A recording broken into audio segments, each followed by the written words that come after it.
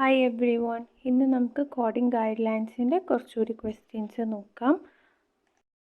First question, which place of service code should be reported on the physician's claim for a surgical procedure performed in an ASC? ASC എന്ന് പറഞ്ഞാൽ Ambulatory Surgical Center ആണ്. And the options are option A 21, option B 22, option C 24 and option D 11 ആണ്. നമ്മുടെ CPT text ബുക്കിൻ്റെ first പാർട്ടിൽ, അതായത് first പേജിൽ നമുക്കറിയാം കുറച്ച് മോഡിഫയേഴ്സും സിമ്പിൾസൊക്കെ കൊടുത്തിട്ടുണ്ട്. സെക്കൻഡ് പേജിൽ നോക്കുകയാണെങ്കിൽ നിങ്ങൾക്ക് കാണാം place of service codes for professional claims എന്ന് പറഞ്ഞൊരു ഹെഡിങ് കാണാം. അതിൻ്റെ താഴെ നമുക്ക് 1 തൊട്ടിട്ട് 99 വരെയുള്ള പ്ലേസ് ഓഫ് സർവീസ് കോഡുകൾ കാണാം. അവിടെയാണ് നമ്മൾ ചെക്ക് ചെയ്യേണ്ടത്. അതിൽ നമ്മൾ നോക്കുമ്പോൾ ഓപ്ഷൻ സി ആണ്, അതായത് 24 ആണ് ആംബുലേറ്ററി സർജിക്കൽ സെൻറ്ററിൻ്റെ കോഡ് വരുന്നത്. അപ്പോൾ answer is C. Second question, what surgical status indicator represents the surgical global package for endoscopic procedures without an incision? ഒരു സർജിക്കൽ ഗ്ലോബൽ പാക്കേജിൽ എൻഡോസ്കോപ്പിക് പ്രൊസീജിയർ എങ്ങനെയാണ് ഇൻഡിക്കേറ്റ് ചെയ്യുക, അതിൻ്റെ സ്റ്റാറ്റസ് എങ്ങനെയാണ് ഇൻഡിക്കേറ്റ് ചെയ്യുക എന്നാണ് question. Option A XXX, option B 010, option C 000, option D 090. നമുക്ക് 3 types of surgical procedures ആണ് ഒരു സർജിക്കൽ ഗ്ലോബൽ പാക്കേജിൽ വരുന്നത്. അതിൽ ഫസ്റ്റ് എന്ന് പറയുന്നത് സിമ്പിൾ പ്രൊസീജിയേഴ്സ് ആണ്, പിന്നെ മൈനർ പ്രൊസീജിയേഴ്സും പിന്നെ മേജർ പ്രൊസീജിയേഴ്സും. അതിൽ സിമ്പിൾ പ്രൊസീജിയേഴ്സ് ആണെങ്കിൽ നമുക്ക് 0 ടൈം പീരീഡ് അല്ലെങ്കിൽ 0 ഡേയ്സ് ആണ് ഒരു പാക്കേജിൽ വരുന്നത്. മൈനർ എന്ന് പറയുമ്പോൾ 10 ഡേയ്സും മേജർ പ്രൊസീജിയേഴ്സ് ആണെങ്കിൽ 90 ഡേയ്സും ആണ് നമ്മൾ ആ ഒരു പോസ്റ്റ് ഓപ്പറേറ്റീവ് പീരീഡ് എന്നൊക്കെ പറയുന്നത്. ഓക്കെ, അപ്പോൾ ഈ ഒരു ടൈമിനുള്ളിലാണ് പേഷ്യൻ്റ് വരുന്നതെങ്കിൽ നമ്മളതിനെ പോസ്റ്റ് ഓപ്പറേറ്റീവ് പീരീഡ് ആയിട്ടാണ് കൺസിഡർ ചെയ്യുക. ഓക്കെ, അപ്പോൾ ഇവിടെ ക്വസ്റ്റ്യനിൽ നമുക്ക് endoscopic procedure without an incision ആണ്, അതായത് ഇതൊരു സിമ്പിൾ പ്രൊസീജിയർ ആണ്. അതുകൊണ്ട് തന്നെ ഇതിൻ്റെ പാക്കേജ് അല്ലെങ്കിൽ ആ ഒരു പോസ്റ്റ് ഓപ്പറേറ്റീവ് പീരീഡ് എന്ന് പറയുന്നത് 0 ഡേയ്സ് ആണ്. So the answer is option C 000. Next question, what are some examples of fracture after care? Fracture after careൻ്റെ എക്സാമ്പിൾസ് ആണ് ചോദിച്ചിട്ടുള്ളത്. അതായത് ഇപ്പോൾ ഒരു ഫ്രാക്ചറായിട്ടൊരു പേഷ്യൻ്റ് വന്നു, അത് കഴിഞ്ഞിട്ട് എന്താണ് ചെയ്യുന്നത്, അതായത് ആ ഒരു ഹീലിംഗ് പീരീഡിൽ പേഷ്യൻറ്റിന് എന്തൊക്കെ കെയർ ആണ് പ്രൊവൈഡ് ചെയ്യുക, അതിൻ്റെ എക്സാമ്പിൾസ് ആണ് ക്വസ്റ്റ്യനിലുള്ളത്. ഇനി ഓപ്ഷൻസ് എന്ന് പറയുന്നത് option A follow up for healed fracture, cast change, medication adjustment. ഇവിടെ ഒരു ഹീൽഡ് ഫ്രാക്ചറിൻ്റെ ഫോളോ അപ്പിൻ്റെ കേസാണ് പറയുന്നത്. പക്ഷെ നമ്മുടെ ക്വസ്റ്റ്യൻ എന്താണ്, ഹീലിംഗ് ഫേസിലുള്ള ഒരു ഫ്രാക്ചറാണ്, അതായത് ഒരു ഫ്രാക്ചർ കഴിഞ്ഞിട്ട് കിട്ടാവുന്ന ആഫ്റ്റർ കെയറുകൾ എന്തൊക്കെയാണെന്നാണ് ചോദിച്ചിട്ടുള്ളത്. അപ്പോൾ നമുക്ക് ഓപ്ഷൻ എയും ബിയും സിയിലും follow up for healed fracture, cast change, medication adjustment, ബിയിൽ follow up for healed fracture, cast change, option സിയിൽ follow up for healed fracture, medication adjustment ഒക്കെയാണ് പറഞ്ഞിട്ടുള്ളത്. അതെല്ലാം എന്താണ്, ഒരു ഹീൽഡ് ഫ്രാക്ചറിന് കിട്ടുന്ന ഒരു ആഫ്റ്റർ കെയർ ആണ്, അതായത് കംപ്ലീറ്റ്ലി ഫ്രാക്ചർ ഹീലായി കഴിഞ്ഞിട്ടുള്ള കേസാണ് ആ എ ബി സിയിൽ പറയുന്നത്. നമുക്ക് ക്വസ്റ്റ്യനിൽ ചോദിച്ചിട്ടുള്ളത് ഫ്രാക്ചർ ആഫ്റ്റർ കെയർ ആണ്, അതായത് ഒരു ഫ്രാക്ചർ ഉണ്ടായി ആ ഒരു ഹീലിംഗ് പീരീഡിൽ കിട്ടുന്ന കെയർ ആണ് ആഫ്റ്റർ കെയർ എന്ന് പറയുന്നത്. അപ്പോൾ ഇവിടെ നമുക്ക് ഓപ്ഷൻ ഡി ആണ് ആൻസർ ആയിട്ട് വരിക, കാസ്റ്റ് ചേഞ്ച്, മെഡിക്കേഷൻ അഡ്ജസ്റ്റ്മെൻറ്റ്. അതായത് ഇപ്പോൾ ഒരു പേഷ്യൻറ്റിന് ഫ്രാക്ചറായി പിന്നീട് രണ്ടാമത് വരുമ്പോൾ അല്ലെങ്കിൽ ആ ഒരു ഹീലിംഗ് ഫേസിൽ ഇപ്പോൾ ഓവറായിട്ട് പെയിൻ ഉണ്ടെങ്കിൽ മെഡിസിൻ മാറ്റി കൊടുക്കുക, അല്ലെങ്കിൽ മെഡിസിൻ കുറച്ച് കൊടുക്കുക, അല്ലെങ്കിൽ കൂട്ടി കൊടുക്കുക, അല്ലെങ്കിൽ കാസ്റ്റ് ചേഞ്ച് ചെയ്ത് കൊടുക്കുക. അതായത് ഇപ്പം കാസ്റ്റ് ഇട്ടിട്ടുണ്ടെങ്കിൽ അത് ടൈറ്റ് ആണെങ്കിൽ വേറെ ലൂസാക്കി കൊടുക്കുക, അങ്ങനെയുള്ള കാര്യങ്ങളൊക്കെയാണ് ആഫ്റ്റർ കെയറിൽ വരുന്നത്. അതുകൊണ്ട് തന്നെ ഓപ്ഷൻ ഡി ആണ് answer. So the next question, how are the diagnosis sequenced when coding for multiple fractures? ഒന്നിൽ കൂടുതൽ ഫ്രാക്ചേഴ്സ് ഉള്ളപ്പോൾ നമ്മൾ എങ്ങനെയാണ് ഈ ഡയഗ്നോസിസിന് അല്ലെങ്കിൽ കോഡിംഗ് എങ്ങനെയാണ് ചെയ്യുന്നത്, അതിൻ്റെ സീക്വൻസിങ് ഓർഡർ എങ്ങനെയാണെന്നാണ് ചോദിക്കുന്നത്. Option A multiple fractures are sequenced according to anatomic location. Option B multiple fractures are sequenced in accordance with the severity of the fracture. Option C multiple fractures are sequenced in accordance with the longest bone first. Option D multiple fractures are always sequenced with pathologic fractures. ഇവിടെ അനാട്ടമിക് option എയിൽ പറയുന്നത് അനാട്ടമിക് location അനുസരിച്ചിട്ടാണ് നമ്മൾ ഫ്രാക്ചറിനെ sequence ചെയ്യുന്നതെന്ന്. Option ബിയിൽ പറയുന്നത് ഫ്രാക്ചറിൻ്റെ severity അനുസരിച്ചാണ്. Highest severe ആയിട്ടുള്ള ഏരിയ ആണ് ഫസ്റ്റ് കോഡ് ചെയ്യുക, സെക്കൻഡ് കുറച്ച് സിവിയറിറ്റി കുറഞ്ഞത്, അങ്ങനെ ആ ഒരു ഓർഡറിലാണ് പോവുക. ഓപ്ഷൻ സി പറയുന്നത് ലോങ്ങസ്റ്റ് ബോണാണ് ഫസ്റ്റ് സീക്വൻസ് ചെയ്യാന്ന്. ഓപ്ഷൻ ഡിയിൽ പറയുന്നത് pathological ഫ്രാക്ചേഴ്സിനെയാണ്. And the answer is option B. Multiple fractures are sequenced in accordance with the severity of the fracture.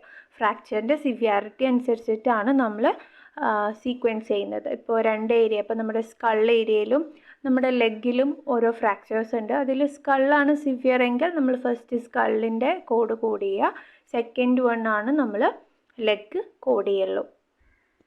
Next question, what is the time limit for reporting diagnosis codes for late effects? Late effects or sequelae, അതായത് ഇപ്പോൾ ഒരു sequelae ആയിട്ടൊരു diagnosis code report ചെയ്യുന്നതിനുള്ള time limit ആണ് ചോദിച്ചിട്ടുള്ളത്. Option A 3 months, option B 6 months, option C 1 year and option D no limit. ഒരു sequela എന്ന് പറയുന്നത് ഒരു കണ്ടീഷൻ്റെ ആഫ്റ്റർ ഇഫക്റ്റ് ആയിട്ട് അല്ലെങ്കിൽ ഒരു ലേറ്റ് ഇഫക്റ്റ് ആയിട്ട് വരുന്ന വേറൊരു കണ്ടീഷനാണ്. ഓക്കെ, ഇപ്പോൾ ഒരു ബേൺ കഴിഞ്ഞിട്ട് ഒരു സ്കാർ ഡെവലപ്മെൻറ്റ് എന്ന് പറയുന്നത് ഈ ബേണിൻ്റെ ആഫ്റ്റർ ഇഫക്റ്റ് ആണ്. അല്ലെങ്കിൽ ഒരു നെയ്സൽ ഫ്രാക്ചർ ഉള്ള പേഷ്യൻറ്റിന് അതിൻ്റെ ഒരു ലേറ്റ് ഇഫക്റ്റ് അല്ലെങ്കിൽ ഒരു ആഫ്റ്റർ ഇഫക്റ്റ് ആയിട്ട് വരുന്നതാണ് നെയ്സൽ സെപ്റ്റൽ ഡിഫക്റ്റ് എങ്കിൽ ഈ ഒരു നെയ്സൽ സെപ്റ്റൽ ഡിഫക്റ്റിനെ നമ്മൾ ഈ നെയ്സൽ ഫ്രാക്ചറിൻ്റെ ഒരു സീക്വലി ആയിട്ട് അല്ലെങ്കിൽ ഒരു ലേറ്റ് ഇഫക്റ്റ് ആയിട്ടാണ് കൺസിഡർ ചെയ്യുക. അപ്പോൾ ഒരു പേഷ്യൻ്റ് ഒരു കണ്ടീഷൻ കാരണം വരുന്ന ഒരു സീക്വൽ അല്ലെങ്കിൽ ഒരു ലേറ്റ് ഇഫക്റ്റിന് വേണ്ടി ട്രീറ്റ്മെൻറ്റിന് വരുന്നത് ഇപ്പം സഡൻ ആയിട്ട് ഇപ്പം 1 week കഴിഞ്ഞ് വരുന്നതായാലും 1 year 2 year കഴിഞ്ഞ് വരുന്നതായാലും നമ്മളതിനെ സീക്വലായിട്ട് തന്നെയാണ് കൺസിഡർ ചെയ്യുക.